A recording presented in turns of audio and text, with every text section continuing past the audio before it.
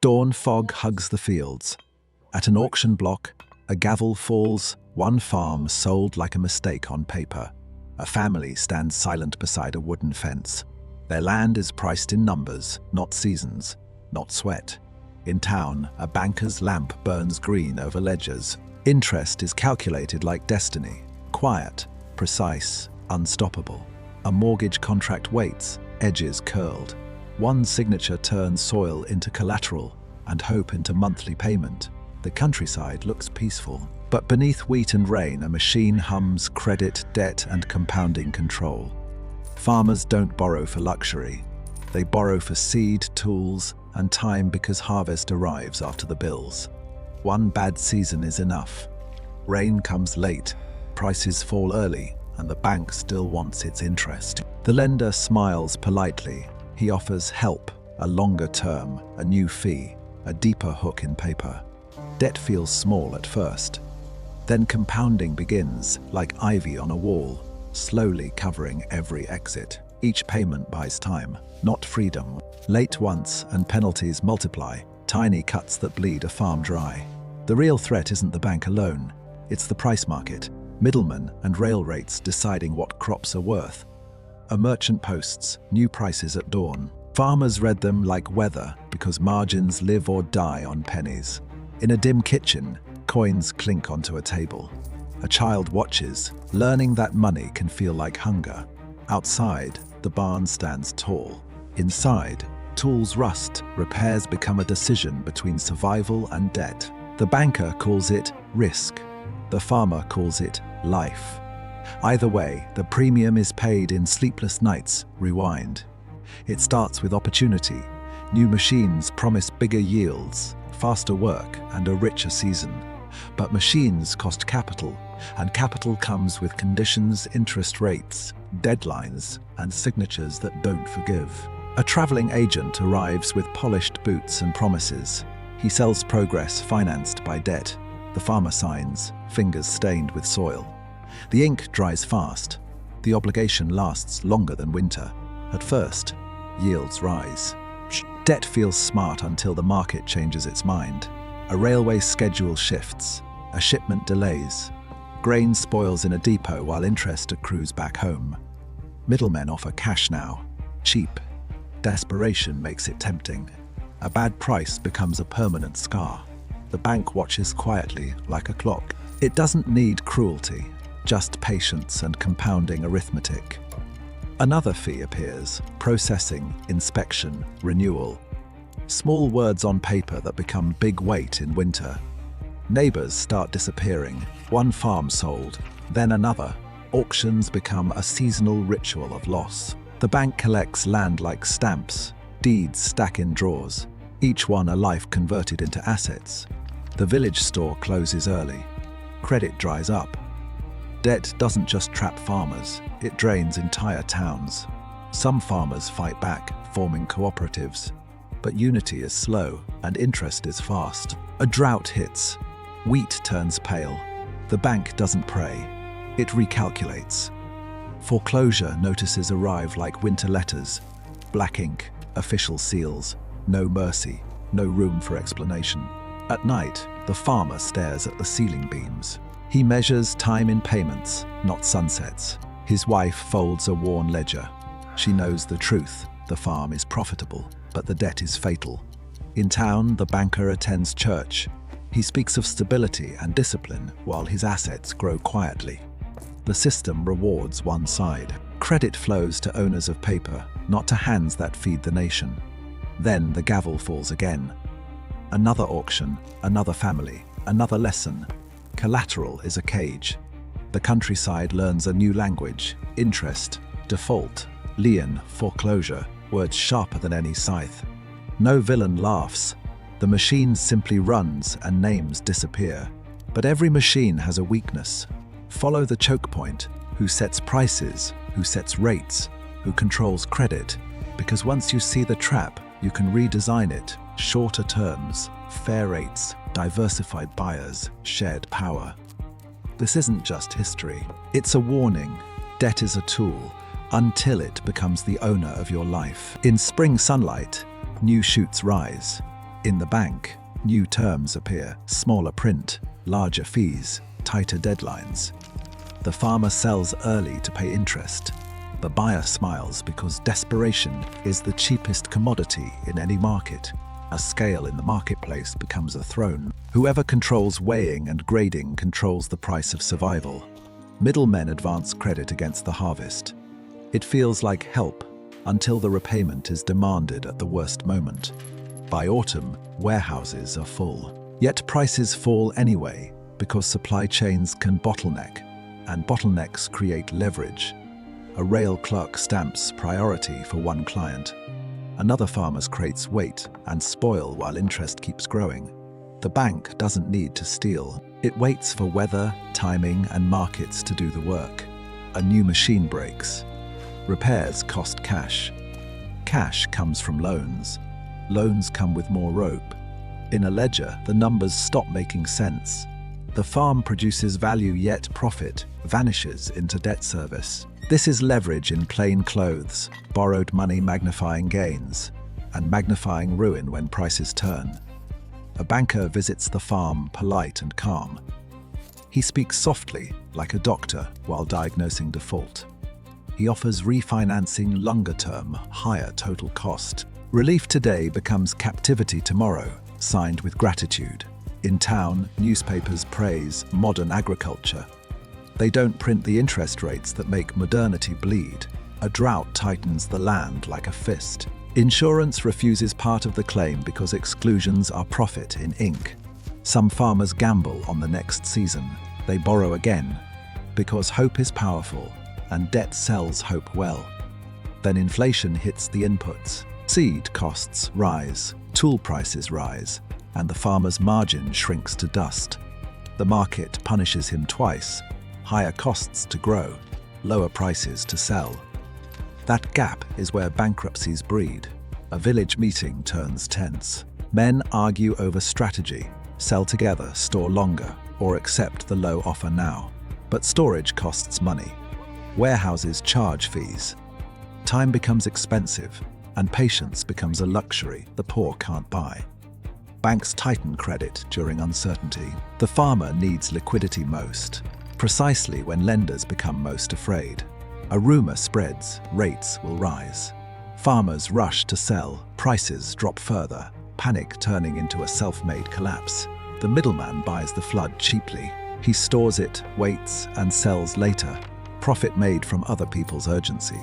This is market power, not owning fields, but controlling timing, storage, and access to buyers. In the bank vault, deeds multiply. Each foreclosure isn't just land, it's future cash flows seized in advance. Families migrate to factories. The countryside empties and cities swell debt, quietly pushing people into wage labor. In smoky mills, former farmers trade sunlight for shift bells. Their wages are steady and their freedom is not. The bank profits twice, first from interest, then from land, then from financing the factories that hire the displaced. A reformer arrives with statistics and anger. He calls it exploitation. The banker calls it contracts.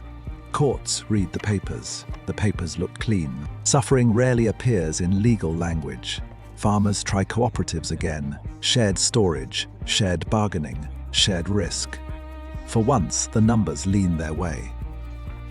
But the gatekeepers retaliate. Fees rise, access narrows, and priority is sold to those who already have capital. The farmer learns the rule of markets. He who controls distribution controls the producer, quietly, completely. A bank clerk stamps another renewal. One stamp extends the loan, extends the trap, extends the banker's control. At night, the farmer calculates again. He sees the future clearly. Another season of work, another season of payments. His wife suggests selling one field to save the rest. The choice feels rational until it becomes irreversible. The village splits into winners and renters. Ownership concentrates, and the countryside begins to resemble a balance sheet. When ownership concentrates, politics follows. Local officials listen to lenders and landlords, not to laborers. The farmer's story isn't unique. It's a pattern repeated anywhere credit meets necessity and prices swing. The lesson sharpens. Debt is leverage. If you don't control your cash flow, someone else will control you. And beyond the fog, a new generation signs again, because the machine survives by calling itself opportunity. In good years, debt looks harmless. In bad years, it becomes ownership, because collateral transfers silently when cash flow fails. A banker studies weather reports like earnings calls.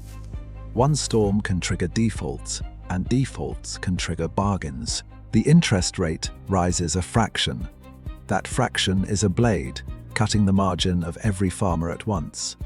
Input prices surge again: seed, iron, fuel. The farm's costs inflate first, while selling prices lag behind. Middlemen tighten grading standards. Low quality, they claim, paying less, profiting more, and blaming the farmer's hands. The farmer considers holding inventory, but storage fees, spoilage, and interest make waiting feel like another loan. A cooperative warehouse opens at last. Farmers cheer until rail access is restricted by contracts they never signed. Distribution is the choke. Whoever owns the depot, the bridge, the timetable, owns the market price downstream. A reform newspaper prints the numbers, rates, fees, foreclosures. The countryside finally sees the machine's gears. Politicians promise relief, but relief moves slowly, and debt moves monthly, arriving on schedule without mercy. A court case begins. Lawyers argue freedom of contract, ignoring that necessity isn't freedom at all. The banker wears respectability like armor-clean cuffs, calm prayers, and ledgers that turn suffering into assets. In an office drawer, deeds are organized by township. The map of ownership changes hands without a gunshot. Then comes the auction again. Familiar faces, lowered eyes, a gavel community traded into consolidation. Some buyers are locals turned rich. Others are distant investors, treating soil like a bond with weather risk. The new owners raise rents. Farmers become tenants on land their grandparents cleared, paying tribute for permission to live. Tenants can't invest in tools or repairs. Productivity stalls, and the land is exhausted by short-term survival. Debt reshapes behavior. It forces short horizons. Harvest now, sell now, because waiting costs interest. The middleman thrives on this urgency, buying low at peak fear and selling high when calm returns. Even insurance adapts. Premiums rise, exclusions widen, and risk is priced so profit is guaranteed upstream. A traveling lecturer explains compounding with chalk. Farmers watch, stunned, as math reveals their invisible enemy. The lesson is brutal. Low interest over long time becomes high control. Time is the banker's secret weapon. Some farmers diversify livestock, vegetables, side trades. Multiple cash flows weaken the grip of a single market.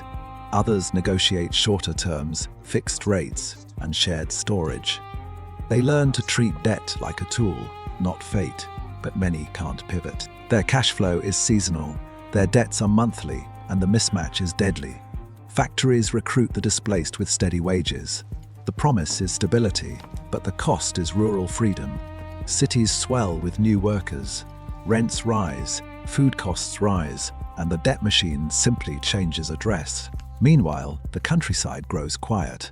Fewer owners, fewer voices, more paper control, less human choice. A reform movement strengthens. Cooperatives, credit unions, mutual aid, new institutions built to fight old incentives. For a moment, rates soften, foreclosures slow. The village breathes until the next price shock returns, because markets swing. And when you're leveraged, a swing isn't movement. It's a fall with interest attached. The banker knows this. He lends when optimism is high, then collects when fear makes collateral cheap. This is the cycle: expansion, borrowing, shock, consolidation. The same pattern repeats across centuries and industries. The farmer finally understands. Profit is not yield. Profit is cash flow after debt, fees, and timing. He begins tracking costs daily, not seasonally. Discipline becomes defense, because lenders prey on sloppy numbers. He negotiates with buyers before harvest. Contracts lock prices, reducing volatility, reducing the need for emergency loans. Volatility is the predator. The less predictable your income, the more expensive credit becomes. The countryside's tragedy becomes a blueprint. When cash flow is fragile, debt terms become destiny. The modern lesson is simple: control your downside, diversify income, fix rates, build buffers, protect options, because land looks eternal, but ownership isn't. Paper moves faster than seasons, and paper can take everything. So if you're building anything farm or company, treat debt like fire, useful, controlled, and never left alone. First rule, match debt to cash flow. Monthly payments on seasonal income create a mismatch that kills quietly. Second rule, fear variable rates. A small increase can erase your margin faster than any drought. Third rule, diversify buyers and routes. One middleman, one depot, one platform dependency becomes a hidden tax. Fourth rule, build buffers. Savings aren't laziness, they're insurance against volatility, the oldest predator in markets. The banker's advantage is time. Compounding rewards patience, so lenders wait while borrowers run out of breath. In the village, reforms arrive slowly: cooperatives, credit unions, shared storage, fair grading, transparent pricing. These weren't miracles. They were infrastructure. New gates built so one gatekeeper couldn't charge everyone forever. When farmers share bargaining power, prices stabilize. When prices stabilize, credit becomes cheaper. Stability is wealth, but the debt machine doesn't die. It evolves, moving from farms to factories, from villages to platforms, from land to data. The same contract logic returns: collateral, covenants, fees, penalties. Different century, same mathematics of control. So look for the choke point: who sets your price, who controls your credit. If the answer is one, you are exposed. Monopoly doesn't always sell products, it often sells permission. The countryside taught this early. Wealth isn't only what you earn, it's what you keep after the terms. A farmer signs a fairer contract at last fixed rate, shorter term, clear fees. Paper can protect too. But many never return. Their land becomes investment property. Their homes become memories priced into rent. The village grows quiet again. Ownership concentrates, and silence spreads, because renters don't vote like owners. And yet, life continues. Seeds go into soil. Sunlight returns. The beauty hides the balance sheet underneath. That's why this story matters. It shows how systems steal without thieves, through terms, timing, and compounding. If you learned one thing, learn this: cash flow is oxygen. Protect it, or someone will sell it back to you. When markets swing, the leveraged fall first. Not because they're weak, because the math is designed that way. Tonight, a banker's lamp still glows. A new borrower signs. The machine survives by calling itself opportunity. But you can break the pattern, diversify income, lock terms, build buffers, negotiate power, share infrastructure, because freedom isn't a feeling. It's a balance sheet that can survive bad seasons, bad prices, and bad timing. The gavel falls one last time, the crowd disperses, and the fog returns to the fields, indifferent to paper.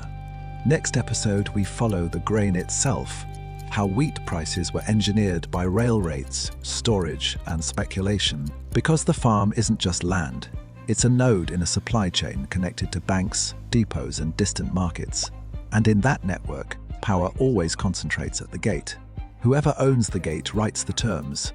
So choose your strategy, endure the terms, or build alternatives. History rewards builders who create new roads. The lamp fades. The ledger closes.